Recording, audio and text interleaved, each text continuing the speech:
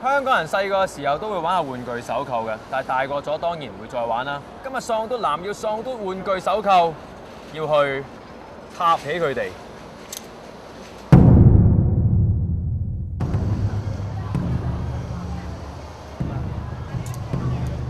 我而家咧將塔喺呢度，1個鐘頭後我翻嚟解開你，好唔好？拜拜。